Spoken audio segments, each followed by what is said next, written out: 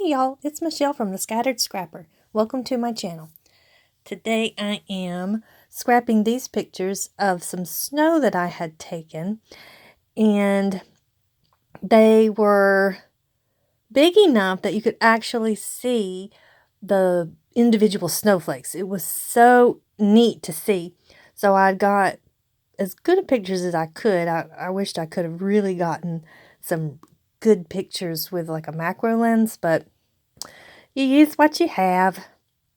So I am using some papers that I've picked out from my kit, and I have some embellishments that I have pulled out. And my initial thought is that I want to make a shaker pocket.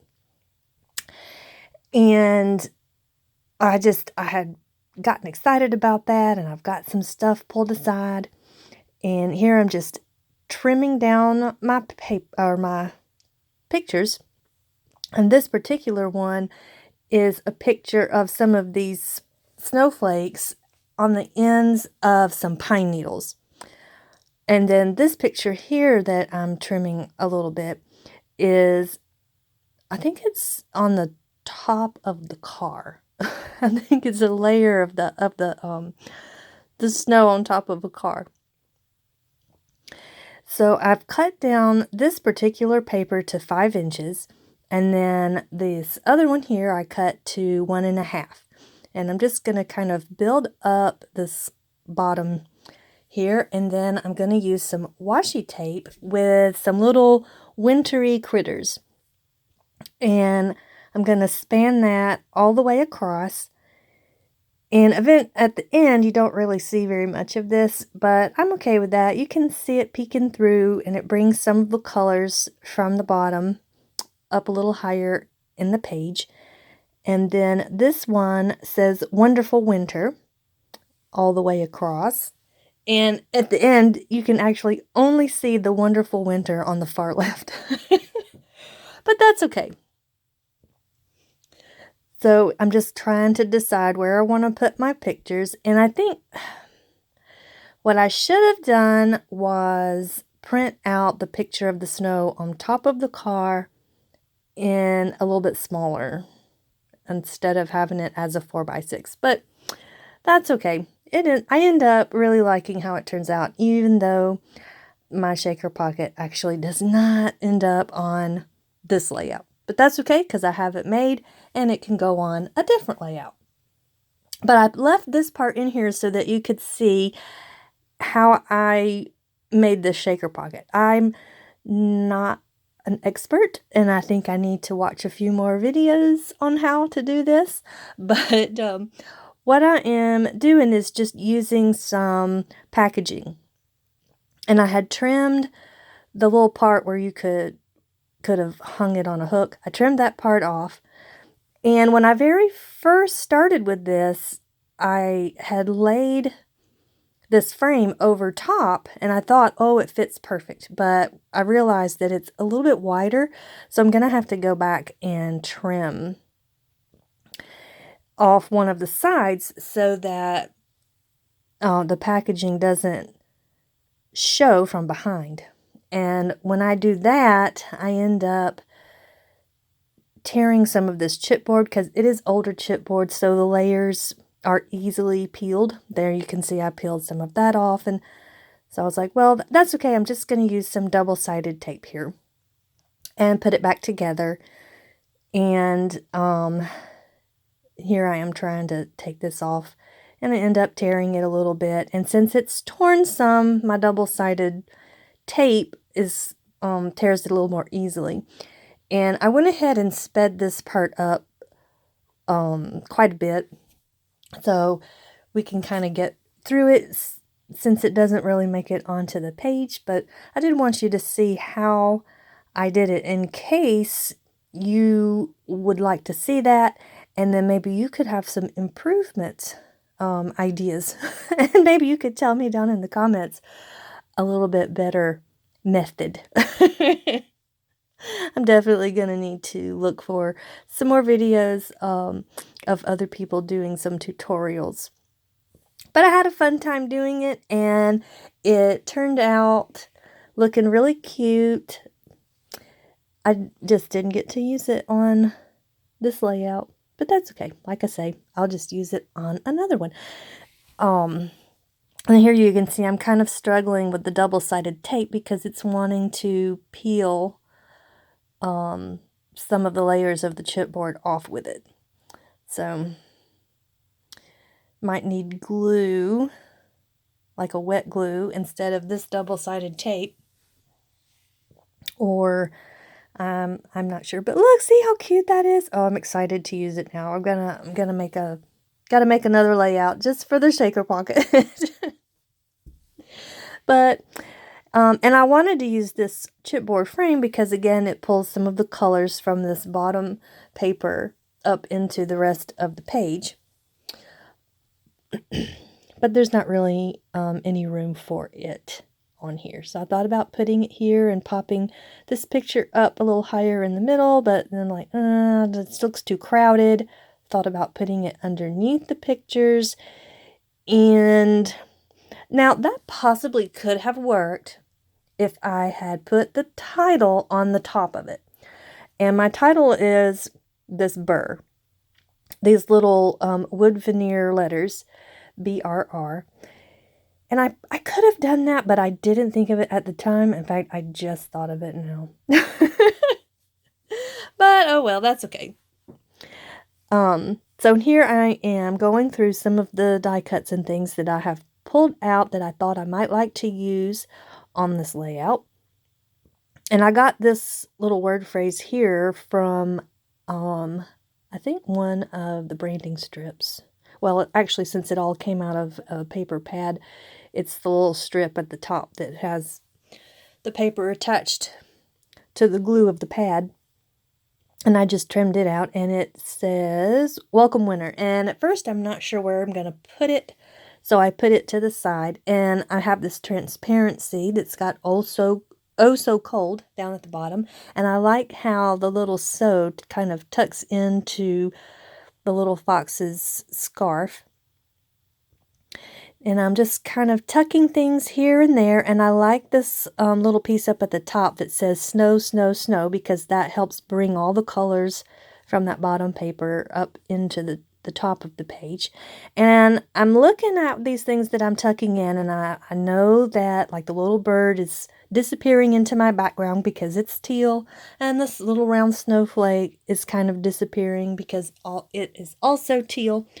So I'm going to have to find something to help give definition to my die cuts. So I'm just kind of planning out kind of where I want to put things. And this little acetate deer, it's so cute, and I want to use it. So I'm putting that to the side there. And I have these little word phrases. The top one, that's the pink, says "The Wonders of Winter." And I just thought that these basically little ice crystals or snow crystals, they're just so interesting, and they're all different. And it was just fascinating to look at them. And I do wish I could have got some more pictures, but I'm happy for these that I have. So here I'm thinking, well, I've got snowflakes in the top cluster and the left cluster, so I need something to go with my little fox here.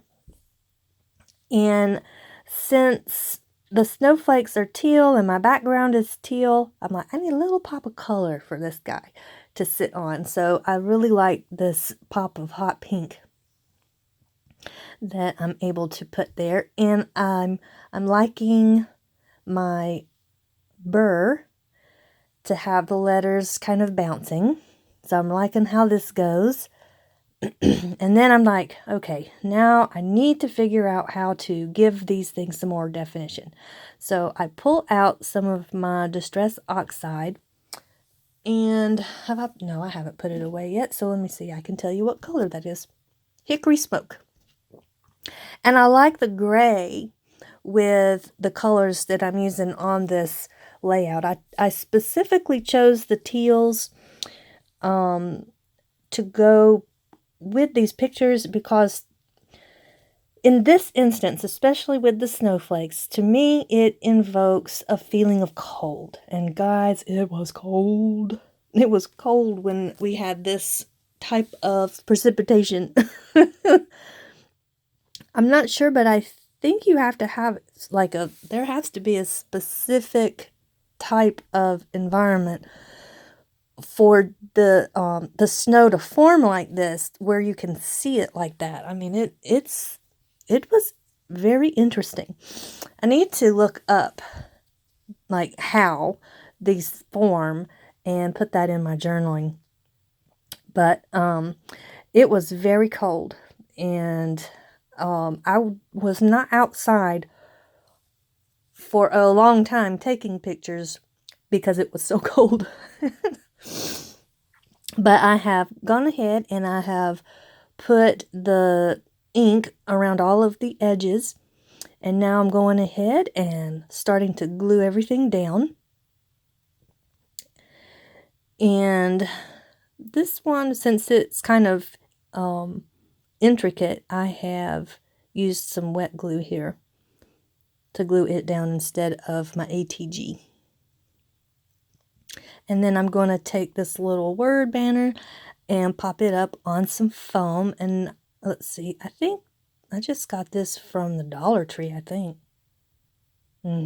Yep, that's just a roll I got from the Dollar Tree. And it is sticky, y'all. You stick that on and it's stuck. So I'm going to put that down. And then I'm going to go ahead and glue this one down. And I thought about putting the whole snowflake tucked up under. But if I did that and then I put my little fox on top, then you really don't see very much of it. And as it is, you don't see too much of it anyway. But I think it's just enough that it helps to balance out this little cluster here. And I end up kind of putting my little fox here where his tail fits into that little empty space between the little arms of the snowflake. And then I'm going to get this side glued down. And I like these really big snowflakes. They make really good cluster bases. So I'm just going to put a little bit of glue there, and I'm going to tuck this one under. Excuse me. And I'm thinking all this while, like, how am I going to get that acetate deer on here? Because I really don't want the glue to show through. But I don't want to tuck him up under my picture too much. Because then I think, well, you know, you'll lose all the cuteness. But first I got to peel this little protection sheet off of it. So I get that off. And, you know, sometimes you don't even realize that it's on there. And if I hadn't have seen someone else using acetate, I probably wouldn't have even noticed. Unless you see that some of them already have that clear protection sheet kind of already coming off. Some of them have it and some of them don't, but this one definitely did. It had a little bubble on his neck, and I'm like, well, that probably is a protection, and I need to get that bubble off his neck. So I put him down. I just tucked his little foot up underneath the picture, so I had a spot that I could put some ATG on. And now I'm just using my quick dry glue to glue down my BRR. And I've put that middle R up higher and straight, and then the B and the second R I'm going to put a little lower and add a little bit of an angle just to kind of give it some fun. And let's see, what else do I... Oh, yeah, so now since I had used these little snowflakes in my shaker pocket, I was like, well, I can't use it from the shaker pocket, but I have some more, so I can use these like enamel dots and use them like a finishing touch. So what I've done is I've put 2 blue ones in each cluster and one white one. And I thought about putting that blue one with the deer, but I liked the white one with the deer a little better. So I went ahead and put that down, and I'm just going to glue these with my quick dry. And that's just I'm going to nestle that one right into the little V of that banner. It's a lot of fun when things just kind of tuck in. And they just look like they were meant to be there. So I get these down. And then, once I get these down, I'm going to be looking at my layout, and I'm thinking it needs more. But I'm not really sure what while I'm gluing these down. But then I'm like, well, I need to go a little smaller. And the only thing I know to do that's a little smaller are some splatters. Oh, but before that, I wanted to use some of these puffy stickers. I had forgotten. And I was really thinking about using this winter because it has the colors in it. But I didn't like how it looked. So instead of having my title be BRR Winter, I just left it as BRR. But I did find this little word strip that says beautiful plus bright. And these little snowflakes really are. They were beautiful and bright. And now I have a little word banner in each of my 3 clusters. So here's where I've decided I'm going to do some splatters. And I'm using the Hickory Smoke Distress Oxide and just adding a little water with this water brush and putting some splatters all around in each of my clusters here. And I think that's going to do it. Yep, that's it. Thank you so much for watching. I hope you have enjoyed it. If you have, please give a like and consider subscribing. And I will show you a little bit of a close-up here. And then I'll see you in the next video. Bye-bye.